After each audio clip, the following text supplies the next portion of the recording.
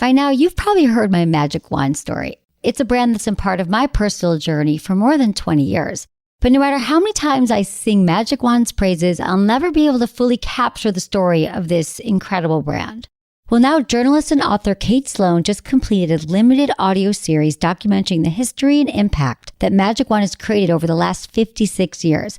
It's called Making Magic. And the series chronicles Magic Wand's incredible brand story through interviews with nearly 40 experts, performers, business owners, educators, and fans. So I got a sneak preview of this series, and what I loved is that Kate weaves together snippets from all their interviews into this amazing story arc. She covers Magic Wand's journey from appliance store massager to its legendary influence on culture and sexual independence, and it's all just fascinating. The first episodes of Making Magic are available now at makingmagicseries.com or on all popular podcast platforms. Just search for Making Magic or visit makingmagicseries.com today. Thanks for listening to Sex with Emily. On today's show, I'm joined by August McLaughlin, host of Girl Boner Radio, to talk about her new book, Girl Boner, The Good Girl's Guide to Sexual Empowerment. Topics include all things masturbation, orgasms, and pleasure, sex and eating disorders, how sexuality can be used to heal, orgasming for science, and why size doesn't matter, whether it's your height or your penis, and how learning to love your body is one of the best things you can do for yourself. All this and more. Thanks for listening. Look into his eyes. They're the eyes of a man obsessed by sex. Eyes that mock our sacred institutions. Bedroom eyes, they call them in a bygone day. Hey, Emily. You got a boyfriend? Because my man E here, he just got his heart broken. He thinks you're kind of cute. A girl's got to have her standards. Oh, my. Do women know about shrinkage? Isn't it common knowledge? What do you mean, like laundry? It shrinks? Can we not talk about sex so much? Are you kidding me? Oh my God, it feels so good. Being bad feels pretty good. But you know, Emily's not the kind of girl you just play with. You're listening to Sex with Emily. We're talking about sex, relationships, and everything in between. For more information, go to sexwithemily.com. Check it out. Check out our website, our blogs. It's just a happy place to be. And you can also find us on all social media. It's at Sex with Emily across the board, Facebook, Twitter, and Instagram. And also we love when you subscribe to the show. You can also find us now on iTunes, but also Spotify, Google Play, iHeartRadio, all over the place. Wherever you're listening, we are there. I'm excited for my guest today, August McLaughlin. She's a health and sexuality writer, a media personality, host and creator of Girl Boner and Girl Boner Radio, and she's got a new book out, which I just got my hands on. I'm so excited to talk to her about it. It's called Girl Boner, The Good Girl's Guide to Sexual Empowerment. Hi, August. Hi, Emily. Thanks for having me. Of course. Welcome to the show. I'm so excited to be here. And the vibe here is so nice. Thank you were saying you. about your social media, which I've perceived is like a really fun, welcoming place. Yeah. It feels that way here. Thank you. Yeah, that's what we want. I mean, we don't want to have an uptight, cold place if we're talking about sex all day, right? Amen. So Yeah. thank you. Okay, I have 5 quick questions for you to answer to get us warmed up. It's a little Sex with Emily foreplay. What's your biggest turn on? I want to say the cliche thing, which is kindness, but I'll also add, I love voices. Voices. I'm such a sound person. I'll remember someone's voice more than their face. Oh, interesting. Okay. What's your biggest deal breaker? Arrogance. What's the sexiest thing a partner can do? Be really vulnerable. Yeah. Love it. What piece of clothing makes you feel sexy every time? Ooh, it's none of the sexy clothing, actually. Like, I don't wear any, like, my underwear are all so boring. Right. But I love wearing jeans and a t-shirt, like when they really fit you well. Right. And you're so comfortable. Like, comfort has become very sexy to me. Right. I gotcha. And number 1 sex tip. Ooh, number 1 sex tip, always be open. I think it's so interesting how we think of our sexuality really kind of binary in a lot of different ways. Like it's good or it's bad, and it has to, this is how I feel and this is how I'm going to be forever. And it's like really black and white. And I like being really open to the adventure. Mm-hmm. Yeah. Right. It's fluid. It really is in all different ways. Sex. Good answer. Thank you. So now we know you a little better. It's like our little foreplay. But tell me about your background. Tell me about Girl Boner and how it got started and how you got into this field. So I've been curious about girl boners since I was 11. I grew up in Minnesota, and I had that really awkward class that so many of us have. And I remember learning a little bit about, quote, male pleasure, that it existed, right? And nothing. positive or pleasurable or anything about pleasure for a woman or for a girl. So when I first heard the term boner and I knew what it meant, I literally thought to myself, what about girl boners?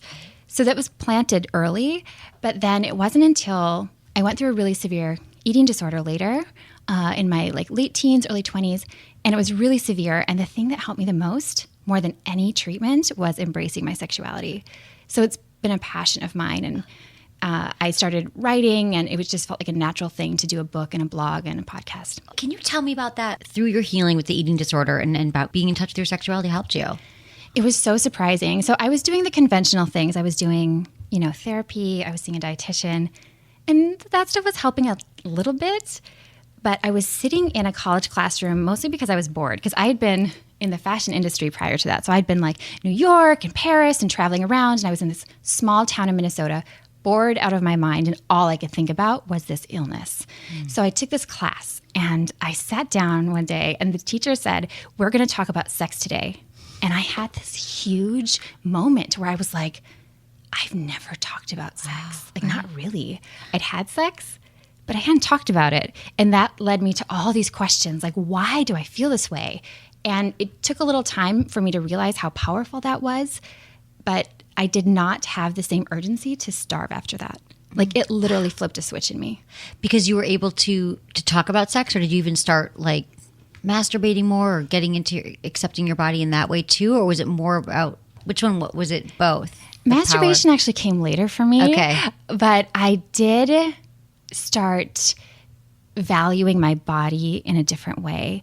I saw capacity for pleasure and value and worth. And I also got angry because I started to realize how many messages and these negative things I'd learned. Why didn't I know what a clitoris was, or where it was, or it boggled my mind. And allowing myself to get angry at that stuff kind of made me I wanted to fight it. And it shifted the way that I feel in my own body, because there was sort of this block, this sort of shame wall that I didn't know was there. And once I started to peel that back, I certainly had more enjoyable sex. Everything got louder, though. My voice even got louder. Everything about me started to kind of shine more. Yeah, it was really amazing. True. It's so true that we forget, that in being in our worlds that we're in, that a lot of people, I'd say the majority of even clitoris owners don't know how to use it, how it works, that it's about pleasure, all the nerve endings, all the different ways to please it, that we think it's so specific. It's there's one way, and there's so many. There's just every day someone needs to be hearing about it. Yeah, it's really can't true assume that they know. Yeah, right. Absolutely. So, tell me about your book, though. What's the journey about this book? So it starts the way that my blog started, because I knew I wanted to write a book, but I thought I need to establish some sort of platform and make sure people are into it. So I started the whole blog series with a story about sex ed, and that story is in this book as well. So I open up my own narrative with personal stories, and I notice that people really share their stories once you do that, as I'm sure you have found in your work too. So I also interviewed over 40 experts and went into all the different topics I hear about the most. But the big epiphany that led to actually launching Girl Boner and trademarking and all that was I was 30, so this was 8 to 10 years later, right? In a really happy relationship, and I hadn't masturbated. I'd had a really active sex life, and so I just felt like I don't need to, right? If I have partners, then why do I need it for myself? It hadn't occurred to me. Right. And one night I was alone, and my partner was working really long hours, and that actually made me face that sort of loneliness. Am I lonely, or am I actually just horny? Right. And so I masturbated for the first time, and that's how the book opens, is the orgasm that changed my life. I sobbed afterward because I was I didn't know I could do that. I also didn't realize I still had, you peel back these layers, and there's more and there's more. Always layers. That's our whole life, is peeling back the layers. You're never really done. It's true. So what happened? So you were able to orgasm the first time? Did you use hands or toys or? I used a toy. I used this hot pink dildo that glows in the dark. Okay, but awesome. I didn't, so you won't get lost. You're right, exactly, because you never know. You never know what's going to happen. Exactly. I didn't do the little thing where you put it by the light to make it glow, though, because I was kind of urgent at the time. Once I realized, I was like, oh my gosh, maybe I could do this. So I got the toy partly because I am somebody who feels it more internally, and I have more in my I have more internal orgasms than I have external. And so when I would rub on the outside, I just was like, well, that gets me excited and frustrated because nothing big is happening for me. And so I thought, wait, I want a penis. I have a prosthetic penis like in a drawer upstairs. That was like this joke gift that someone gave me. And so I used that on a pillow. And there was a mirror on my closet next to me. And I caught a glimpse of myself, and it took my breath away because I could see all this desire and arousal just within me for the sake of me. And it was just this powerful self-love thing. That's really beautiful. I love that story. And I love about the mirror because I think it's really true that we always, I think a lot of what you do and what I do, we talk about myths, right? Things that we believe that just are not true. Like men are more visual than women. But there's been actually so many studies too. I just read someone about what women being turned on by their own selves, thinking about them, like making a porn, with their partner, or like looking at, it's a turn on. It's our own gaze. And we think, I'm always getting women to try to get them to look at their vulva or like look in a mirror, but just looking at yourself, even having sex or masturbate is really, it's such a great way to connect and to get that confidence. It is. And now I'll intentionally use a mirror in front of me because it is a really powerful thing to see your own desire and to have that freedom. There's just this beautiful, erotic, sensual thing that happens. What do you think surprised you that you saw in the mirror that day that you hadn't seen before? I think it was seeing me all by myself. There was no other person. And sex to me and sexuality to me was completely tied into only with a partner. And I hadn't questioned that. I hadn't thought about that. So to see me, it was like coming in midair. And even at 30, you were at 30, at age 30, right? Exactly. Which is so, I love that you're telling the story because I think it's just so relatable. Like no one's walking around talking. We are doing this, but just to know that it could be something else and that it's always changing. So since then, so it was a few years ago, so So I'm 39 now. Oh, you are? Okay. So that 9 years and you've been on this journey, how would you say, how has it changed over time, your sex life? How have you evolved? Masturbation is a passion of mine for sure. At first it was like going through puberty again in a weird way because I'm discovering my body in this different kind of way. So there was a giddiness around it. I actually called my partner right after and he was at work and I was like, oh my gosh, guess what happened? Because I couldn't keep it in to myself. And he was really sweet about it, but he's at work. So he's kind of like, oh, great. Okay, babe. Wow, that's amazing. Like I found a glow-in-the-dark dildo and He's like, no, he was happy. That's good. It was sweet. But it's brought a lot of more pleasure and awareness to me. And then also because of that epiphany, I thought, okay, now I definitely need to do something with this term that has been like a joke and a love for me for a long time. And I already had a blog. So I thought, now's the time. I need to launch this because I think I needed to find my girl boner all by myself first before I knew what to do. Exactly. And girls do, essentially, we get erections. Like our clitoris is erect when we wake up. When we get up in the mornings, like we don't realize it is like a little penis. Completely. And if we could see the whole thing, it's similar size, that it grows on the outside, it grows on the inside. We do get erections. So they're a legitimate scientific thing. I like it. Can you talk about how you actually got there to love your body beyond the masturbation? Yeah. In the moment, even sometimes, or where you get tripped up. It's a lifelong journey. So we all have moments, I think. Yeah, it certainly is. I think it can be a really difficult process. And it's hard because so many different things contribute to it, right? And it takes a long time to figure out all of those things. But some of the steps that helped me were studying mindfulness. I read this book about mindfulness by, I always say his name wrong, Thich Nhat Hanh. Or is it Thich Nhat Hanh? Yeah. There we go. Yeah. I think that's correct, yes. He wrote a book about mindful eating, mindfulness, but mindful eating was a section of it. And that was really helpful to start to listen to my body instead of eat by numbers. Because even when you're looking for ways to be healthy, you get into this kind of rabbit hole of these crazy rules. And it's in the kind of guise of being healthy. So I really had to surrender all of that. And I actually gave myself a year to basically not try to change my weight because I got to such a low, because I hit another low. I had one in Paris where I collapsed when I was running. I was diagnosed with anorexia. And then back in Minnesota, I, through my treatment and through my recovery process, developed binge eating behaviors. And so I'd had this like really massive binge, and it was to the point where I just felt like I either die or I change. And I was so desperate to change my life and to live again more fully. I felt like this is not me. I don't get this. There has to be something more. So I literally, it's another mirror moment, ironically. I walked to my mirror and I said, like, you are not going to live like this anymore. And I decided that for a year, I would get rid of every diet influence. So I cut all the size ticks out of my clothes. I trashed my scale. I just gave up all that stuff. And I thought I'll just, end up being this very, very gigantic person, which would have been okay. I didn't realize that it's never really about body size, right? I didn't know what would happen to my body through this process, but I just thought I'll be single and unattractive and nothing good will happen, but I can't do this anymore.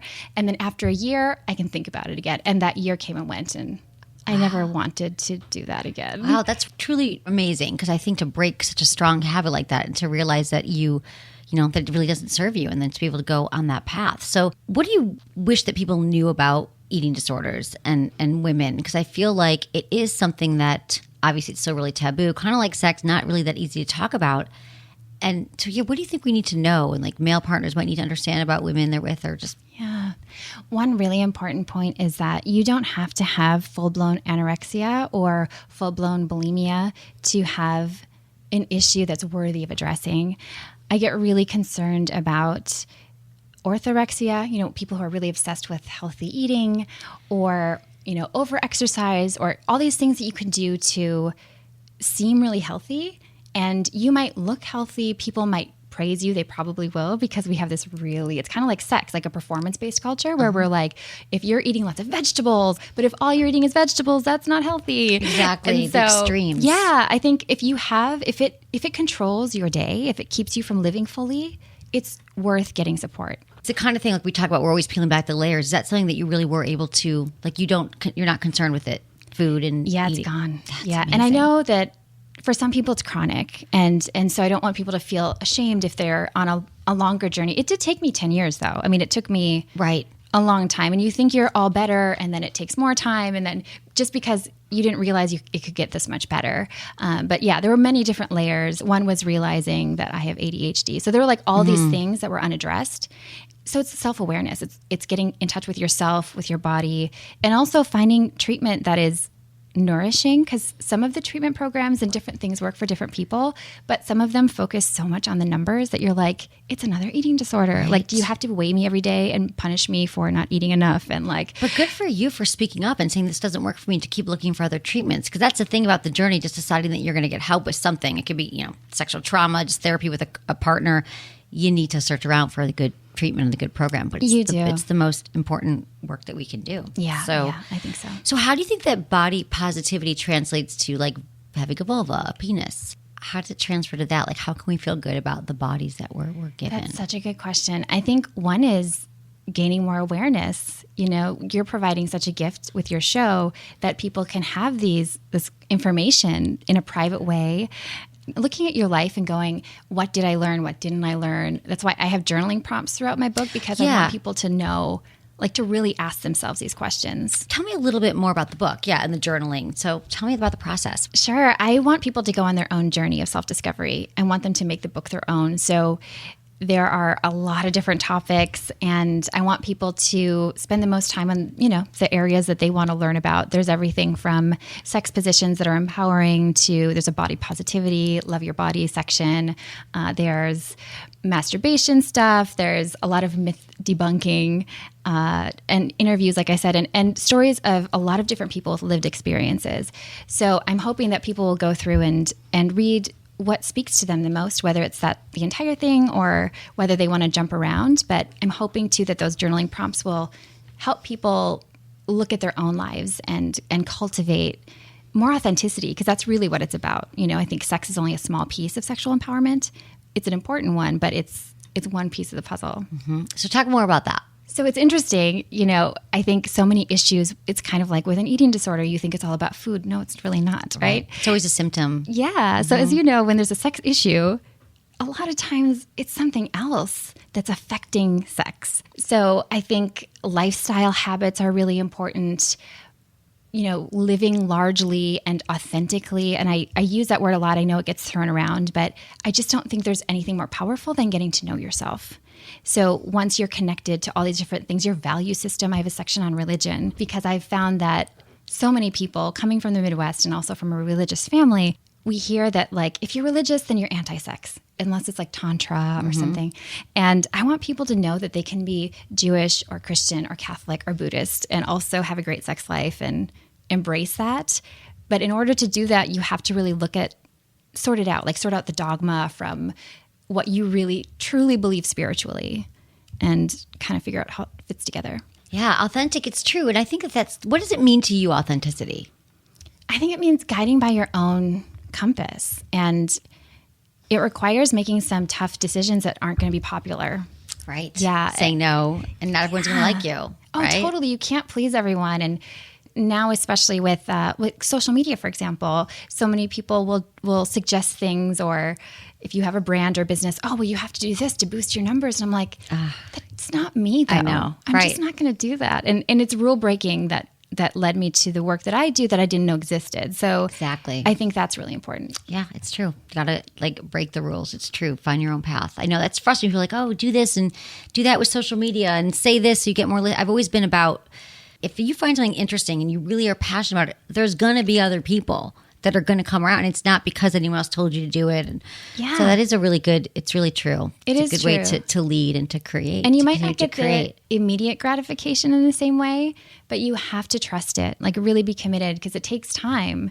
You might not get the instant fame or success or whatever it is you're looking for, but I think sometimes we don't even know what we're going for yet. Right, exactly. Tell me about orgasming for science. I love that you clapped for that. That was excites so me. Fun. Okay, so obviously I became quite passionate about solo play and masturbation, and I had started Girl Boner on my blog. This is about 6 or 7 years ago, and I read an article about a journalist that got to orgasm for science, and I was like, "Oh my gosh, I can't believe I missed that! She's so lucky. That's amazing." Not realizing that most people don't line up for that. Yeah, right. They're like, we've got room today if you want to come in and take the study. Right? Exactly. So I ended up meeting the head researcher at Rutgers University, Barry Komisarek, and he said, if you want to do this, let's do it. And so the next year I flew to Rutgers, and I didn't actually read the fine print before ahead of time until I was like on the plane, and I realized it was going to be much more challenging than I thought because you have to lie completely still with your head can't move. So they made this mask that was sort of like Hannibal Lecter like a calendar over my face, calendar, and could not move. And it had to be flat on my back, which is not how I masturbate. Right. And there are sounds like gunshots, like it's so loud. And I was like, oh my gosh, I'm going to mess this study up so bad. And so I got there and I was like, I'm so sorry. And they said something to me that is really profound if you think about it. They said, it's just as helpful if you don't orgasm, so don't worry about it. Oh, they took the pressure off. Yeah. Which is so my top sex tip. Like, chill out, everyone. Don't have the pressure. Don't pressure yourself to orgasm. Yeah. Right. Wow. And so then So then I did the experiment, and they did different prompts. It was imagining something and then actually doing it. So imagine someone touching your nipple, then touch your nipple. And, touch your clitoris. Imagine someone touching your clitoris. And it was really exciting, and I was getting really turned on, but I was like, nothing's going to happen. Right. And so they said actually that I could do one round with a toy. So I started with just my hand, and I was getting really, really turned on. And it was kind of like that orgasm control where you get really close to orgasm, then you stop, and then you get close, and then you stop.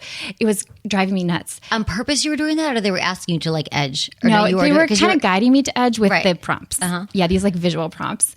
And so I got to a place where I was just like, oh, and I did have this like release sense, but I thought, oh, I don't think I really, I just hit the button. I'm like, eject me out.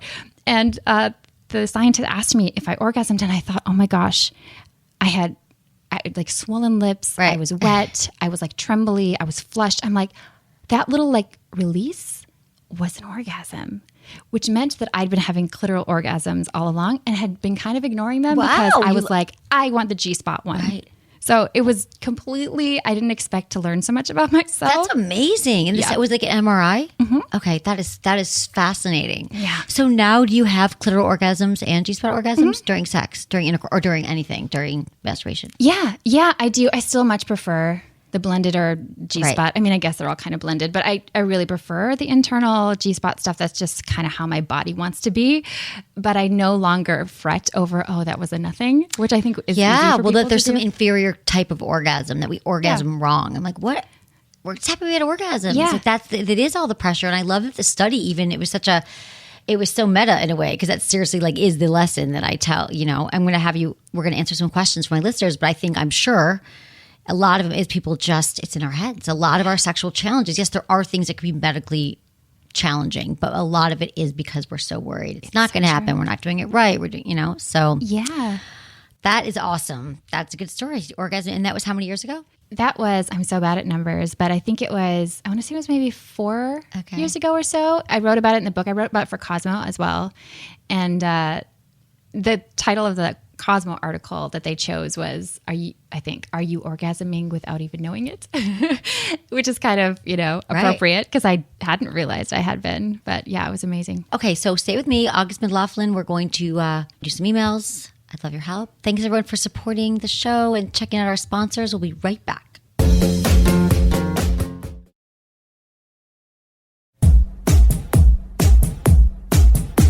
Okay, we are back with your emails. I love answering your questions. Please text Ask Emily to 797979. Fill out the short form. Check the box yes if you want us to call you, or you can also go to the website, the Ask Emily tab, fill out the form, include your name, your age, where you live, and how you listen to the show. Okay, this is from Lacey. She's 25. Hey, Emily, I'm a lesbian, and I've recently been without sex for a couple months now. I usually get my pleasure from partners, but now I don't have the means to. I tried to make myself orgasm, but I can't. I don't like penetration. I've always orgasmed by having my clitoris sucked. I've used a vibrator on my clitoris, and it feels effing amazing.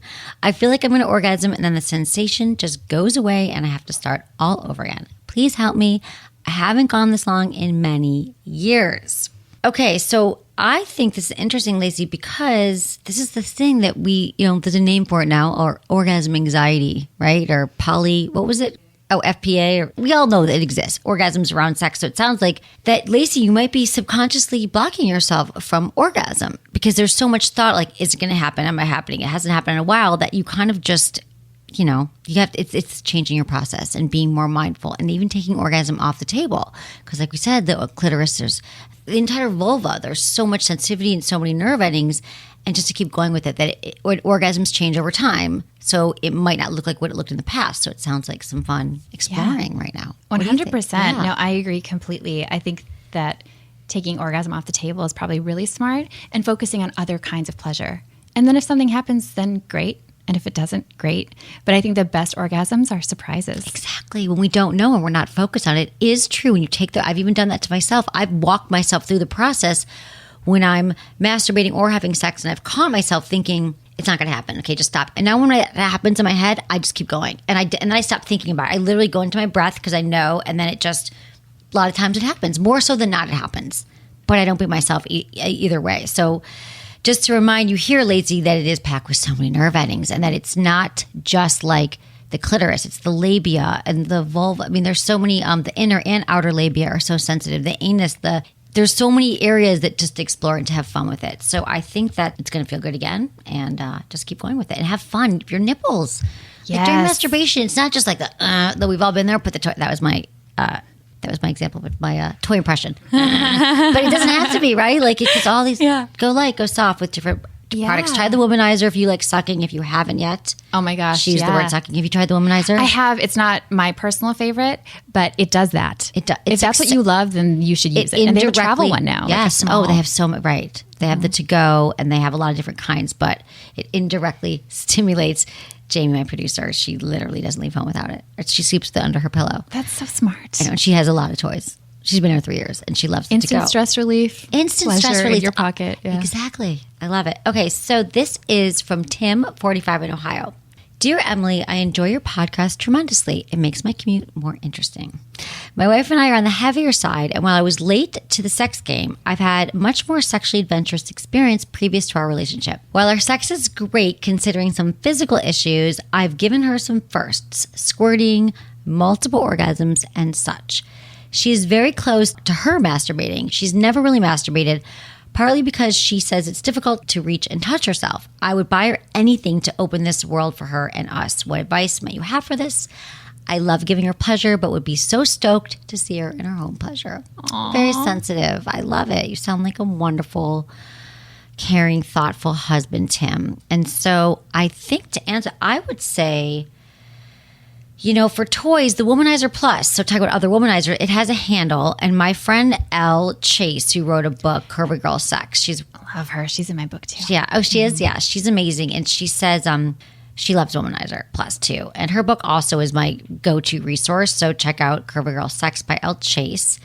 I think the magic wand should also be long enough. That's what I was thinking of. Yeah, that's what do you one think? of the benefits of it, I think, because it's quite long, so you can actually reach down and and there are other toys I think that you could prop up, or get on top of. There's like the Sibian, but then there's another.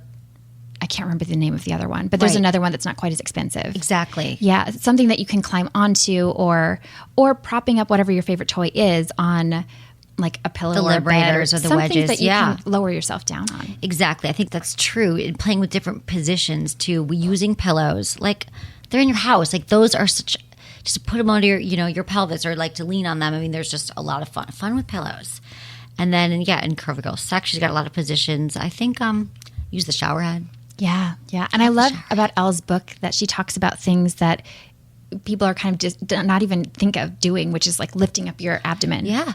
Like sometimes it's just something you hadn't thought of. Oh, if I just move my body in this different way. Right, exactly. That you just haven't learned yet. We don't think to move around. I think we are very, just like you in the MRI machine, but some of us do just lie there like we are in a machine. We're like, I've always done it this way, and this is the only way I can do it, which is such the limitation. Like you said, we shouldn't think of it as limitless, just like you're. Exactly. It's constantly growing, and we are constantly changing. Okay, so Tim, I think that'd be good for you, and again, we love you. We had a little moment here. Okay, This is from C25 in Charleston. Hey, Emily. First of all, I love your show. Second, please help. So my fiance is against masturbating for him because he thinks it could become addictive and unhealthy. He's also very into personal development, optimizing everything, etc. I feel a lot of pressure when it's been a few days and I know he wants to have sex. I love having sex with him and we have a great relationship. When I feel like we're due to have sex, I feel anxious and it's a lot of pressure because I know he won't masturbate. So it's up to me to basically get him off. He never makes me feel bad or like we have to do it, but I feel like I'd be much more turned on if I didn't feel so much pressure. What can I do? So this is interesting. Again, a lot of anxiety today. The first thing I want to say here, C, is you have a story but that he's expecting you to give all the pleasure, that like you're in charge of it now because he's decided not to masturbate. And I understand why you might think this, but I doubt that your partner, your fiance is thinking that. So let's just take that off the table. And so I'm sure that you need to just let him know. Yeah, having a conversation that would be so helpful because then it makes you have to be vulnerable together. Exactly. Yeah, because he might be like, no, babe, like not at all. Like that's not it at all. Right. I'm just doing it because my own moral, like please not. And then you'll feel so much better just getting that on the table. And but the thing about masturbation, I'm all for like personal growth and optimizing things and being healthy. But I understand that it can be good for men to kind of, for some men, to cease masturbating for a while and to kind of explore things. But yeah, I mean, if it's become a compulsion or if you know that you are compulsive about it, I could see taking a break. Mm-hmm. There's also that book, I think, Think and Grow Rich, that old classic. Yeah. That has a section on like not masturbating. Yeah.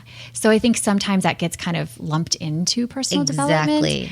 But I think like who else? Like Tim Ferriss talks about it, and Dave Asprey and Bulletproof. He's on the show. They're all about like not, because it is true for men.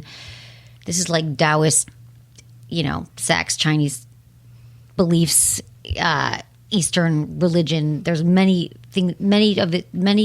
benefits they say to men with holding ejaculation and having the orgasm, having that, not really, because every time you do, it's like your chi, which is your energy, is leaking through your body through orgasm, through ejaculation. And that when you can learn to circulate that through your body, that for men, they have men who don't ejaculate as often, they say the benefits can be more focus, more energy, more whatever. So I don't think it's for everybody. I'm just saying I can understand there's different ways to look at it that we haven't all explored. But I think really mostly we're good unless there's a challenge or a problem and you find yourself masturbating too much and you can't go to work or it's addiction. That's something that's and it's also refreshing to hear people say things like, I wish my partner would masturbate, not because they have to, but just because there's previously been a lot of shame, and there still is, around, oh, if my partner masturbates, then they don't want me.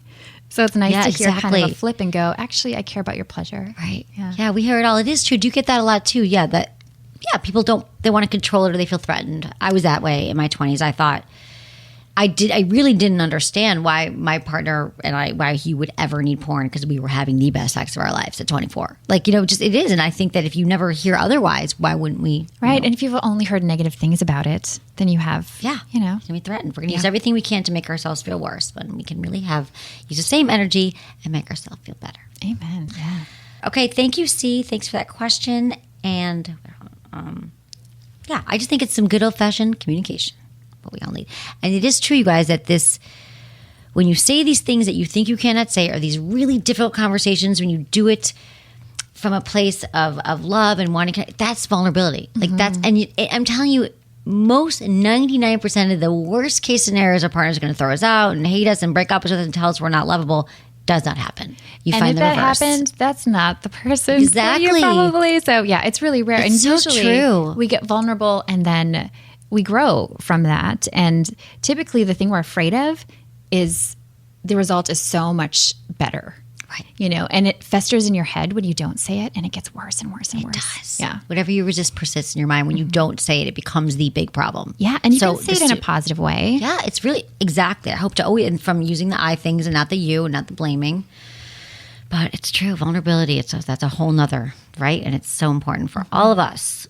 From a formerly vulnerability adverse person. I'm into it. Okay, not on purpose, guys. I don't think we ever want to be, but yeah. Okay, this is from Brian, 41 in San Diego. Hey, Emily, I've listened to your show for the last 5 months, and it's great. You're truly doing a great service to all that tune into your show. I think I have a pretty good personality, and I believe I'm average looking. By no means do I think I'm ugly. I stay in shape. I have a great job as a chef. My problem when it comes to dating is my height. I'm 5'2". Online dating is next to impossible. I'll be scrolling through my matches and reading women's profiles, and I see one I like and I think I have a lot in common, but it reads must be 5'8" or taller or something like that. I've come to accept this, and I'm completely okay with meeting a woman organically. So my question is, how do you get a woman to see you as a potential mate when you're a short male and not just a nice guy friend? I know confidence is a huge part, but that it's a little hard when you are surrounded by must be tall, dark, and handsome, and all the other shaming that comes along with being short. Thanks for your advice. So speaking of shaming, Brian, I think this is a great question, because it's like this is all confidence and shaming and these negative things that we believe, that women don't want anyone who's not tall, dark, and handsome. So there's a lot of women that will not care about your height. I promise. And I know that you are walking around tall, dark, and handsome your whole life. We're hearing that. I promise there's a lot of women that are looking for mind, body, soul connections, and all that does not mean your height. And I just don't want it to discourage you. I can understand with online dating, but I want to say also that we all say things that we think we want, and then we end up loving something that's way greater than that, way different than that. So I would still hit up those women that say that. Absolutely. Everyone I've ever known who has a real specific list, they end up with someone who's completely not that. Exactly. The thing with online dating is you can put together this little visual map of somebody, but when you meet someone organically, like he said, he wants to do that. If you're out just meeting people are going to set those things aside or even love your height because it's you. Exactly. Right. Mm-hmm. It's because of you, and it's your personality, what you bring to the table. It's not because they're thinking oh, he's so short. And those aren't the people you want to be for. I'm a short woman. Believe me. There's a lot of guys I want tall. It's just breasts, everything. So just the more you can work on that confidence and know that it's actually not true. And then that women you will find. Yeah. And then doing things you love doing. Exactly. I think that's my favorite dating advice. And it sounds kind of, off point or something. But it's really true when you're working on yourself. Yeah. But if you're doing things you really love, don't go to clubs where you feel weird if you don't like going to clubs. If you love hiking, hike. If you love cooking, go to a cooking club. Exactly. Do things you enjoy, and you'll meet somebody. Because you'll be in your flow. You'll be in your zone. You'll be in your element. You'll feel confident because you're doing something you love, and it won't even matter. And that's because you'll be radiating that confidence and happiness. It is great advice. Also, I found this thing when I was looking at this. These are the 100 famous short men. Famous, successful, and I just thought this was interesting because I thought, I don't know. I just want you to feel better here. I love that you did that. I did. Brian, I just want you to feel, because I was looking for something. I'm like, here's what we got. 100 famous short men, which you don't even think.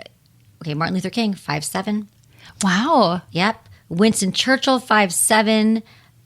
We've got Prince, 5'2".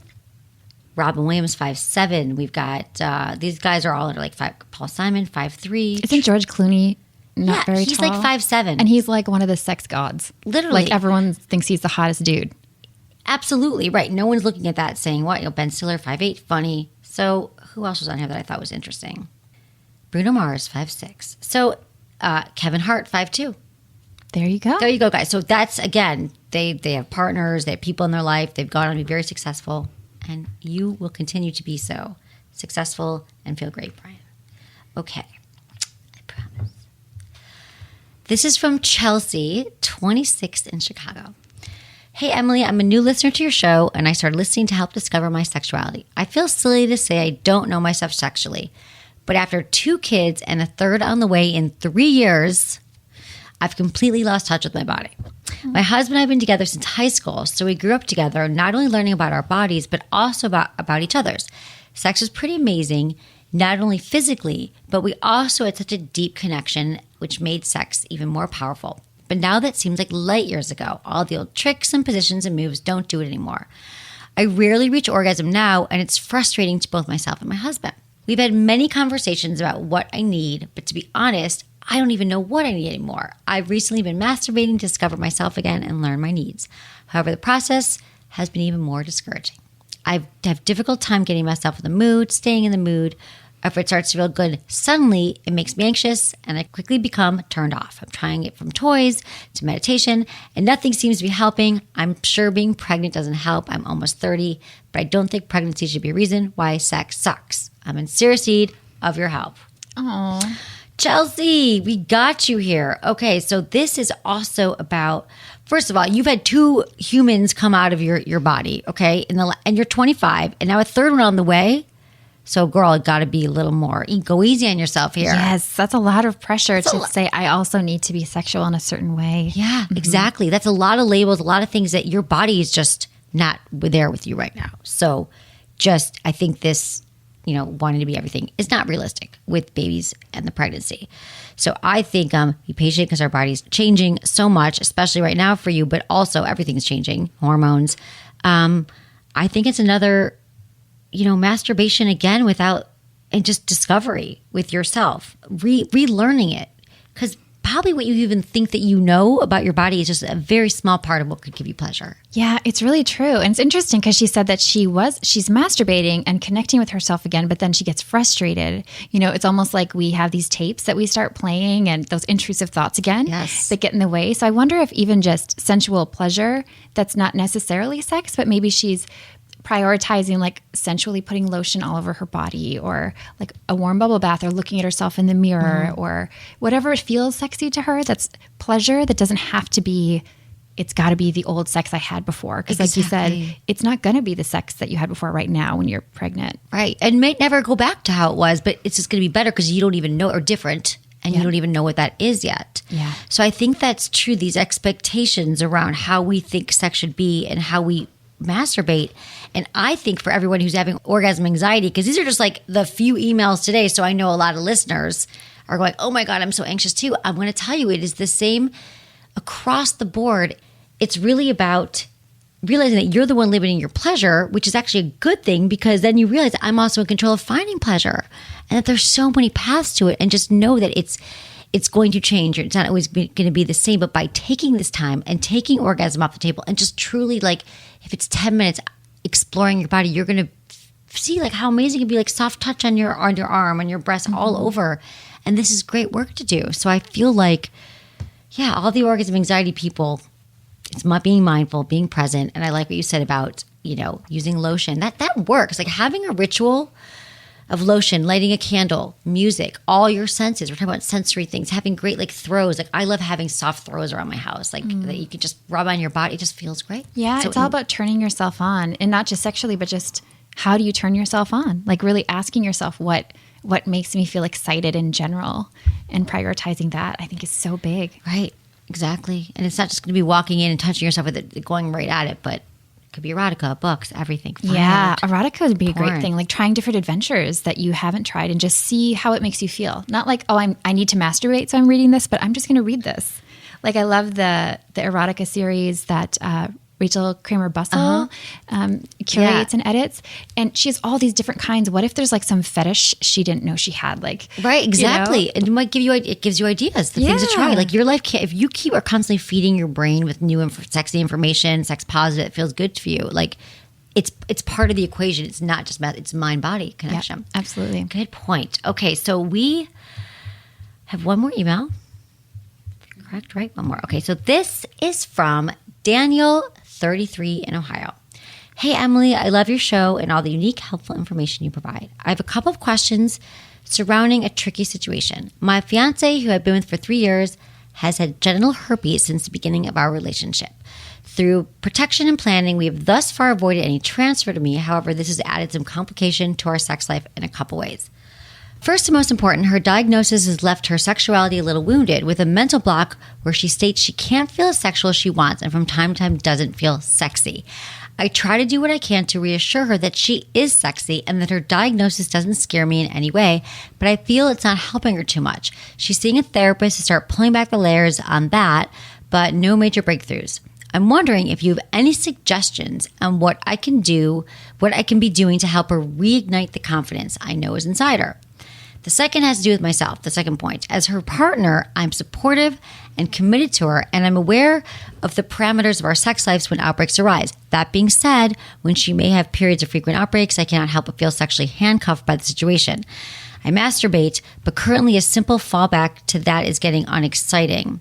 Do you have any suggestions as how I can honor my sexual urges while still supporting her and her situation? Any help would be appreciated. Thanks. Okay, Daniel. So the two things are, how can his wife start to feel sexy having herpes? And how does he kind of continue to, still be sexual and masturbate and be into it so they're kind of having the same thing when she has an outbreak. Yeah. So I think y'all sounds very caring and supportive. I love you guys. You guys Wonderful are amazing. Blow me people, away. yeah. Really wonderful people. So I think that it's great that she's in therapy and it's something that she's going to have to continue to work on.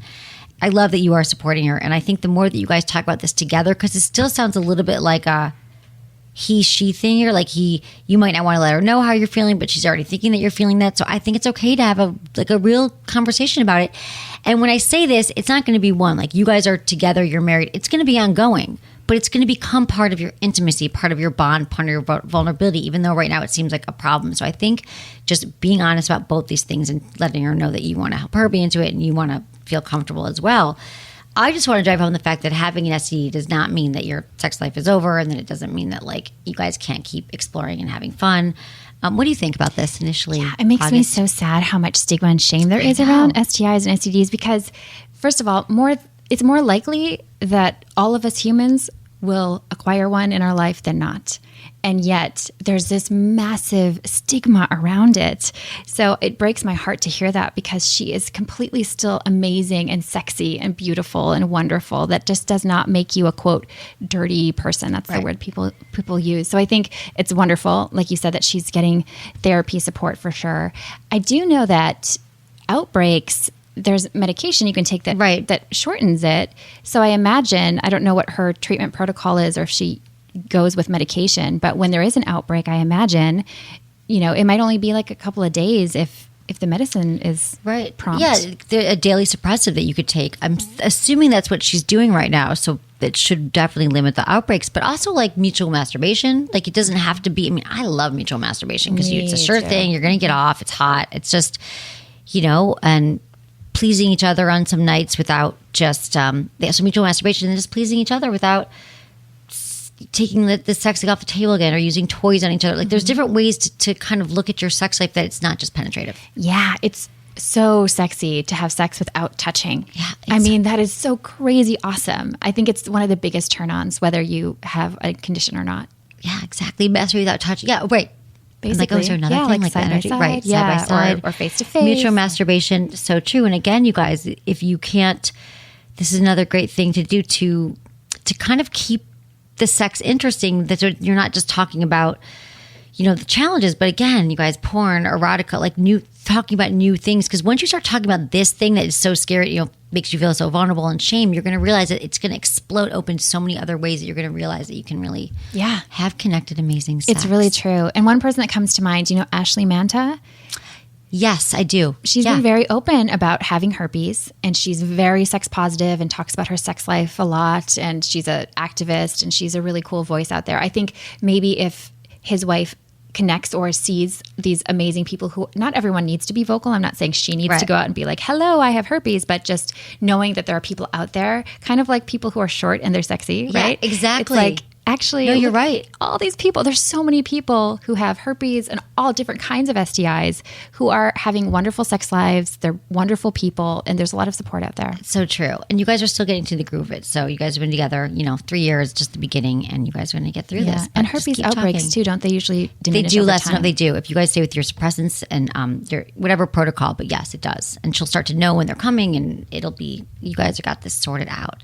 August, thank you so much for being on the show. Thank you. This was so much fun. So much fun. Yeah. Congratulations on your book, Girl Boner, and her podcast, Girl Boner, and her book, Girl Boner, The Good Girl's Guide to Sexual Empowerment. I love that. And we can find you. Tell us where we can find you. Yeah, go to all the things, all the places. augustmclaughlin.com or girlboner.org, if that's easier to remember. And I'm on social media, and the book is available most places, but Amazon's an easy place. Good. I think it's good. It's a great gift. Like, just buy it for the women in your life. Thank you so much for being here. Thank you. And thank you to my amazing team, Ken, Sarah, producer Jamie, and Michael. Was it good for you? Email me, feedback@sexwithemily.com.